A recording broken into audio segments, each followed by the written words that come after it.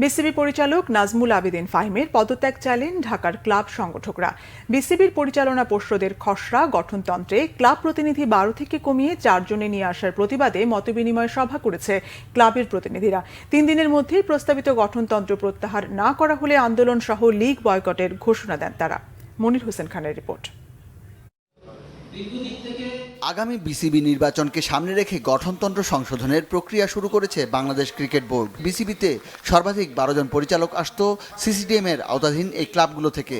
সংশোধিত খসড়া গঠনতন্ত্রে সিসিডিএমকে বিলুপ্ত করার প্রস্তাব রাখা হয়েছে। কাউন্সিলর 76 জনের পরিবর্তে 30 জনে নামিয়ে আনা হচ্ছে। ক্যাটাগরি 2 বিলুপ্ত করে বিসিবি পরিচালনা পর্ষদে ঢাকার ক্লাব প্রতিনিধি মাত্র 4 জনে নামিয়ে আনার প্রস্তাব করা হয়েছে। গঠনতন্ত্র সংশোধন কমিটির প্রধান হিসেবে ক্লাব কর্তাদের ক্ষোভটা বেশি নাজমুল আবেদিন ফাহিমের ওপর। উনি একজন অনেক বিজ্ঞ কোচ, এটা আমার অনেক রেসপেক্ট তার উপরে আছে, কিন্তু সংগঠক হিসেবে একেবারেই অভিজ্ঞতা নাই। এখানে কিন্তু কেউ খরচের পাল্লায় নাই, সব টাকা নেয়।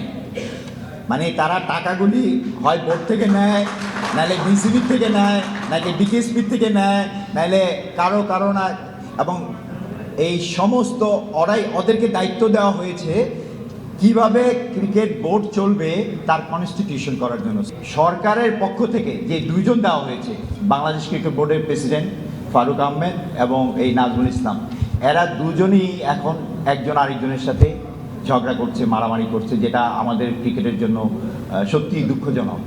আমরা কোনো লিগে পার্টিসিপেট করব না যতক্ষণ মাননীয় বোর্ড প্রেসিডেন্ট তার এই কনস্টিটিউশনের ব্যাপারে আমাদেরকে কৈফিয়ত না দেন, এবং সাথে যত বড় অন্যায় ফাইন করেছে আমাদের সাথে, fine is no more with Bangladesh cricket. This is our decision. He is no more with cricket. তাকে ক্রিকেট ছাড়তে হবে। গঠনতন্ত্র সংশোধনের খসড়া প্রত্যাখ্যান করেন ক্লাব কর্মকর্তারা, দিয়েছেন 3 দিনের আলটিমেটাম। ঢাকা ক্রিকেটের যে একটা পালস আছে, এই পালসটা অনুধাবন করতে পারেনি এই 4 জন আমার মনে হয়।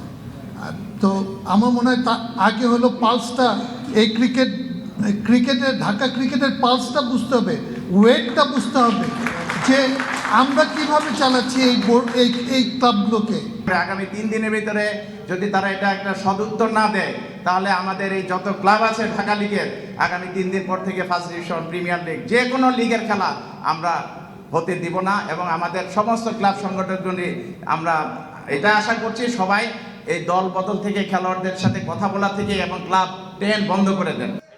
ঢাকার ক্লাবগুলোর স্বার্থ রক্ষায় রফিকুল ইসলাম বাবুকে আহ্বায়ক করে Dhaka cricket club organisers association গঠনের ঘোষণা ক্লাব কর্মকর্তাদের। ধন্যবাদ সবাইকে।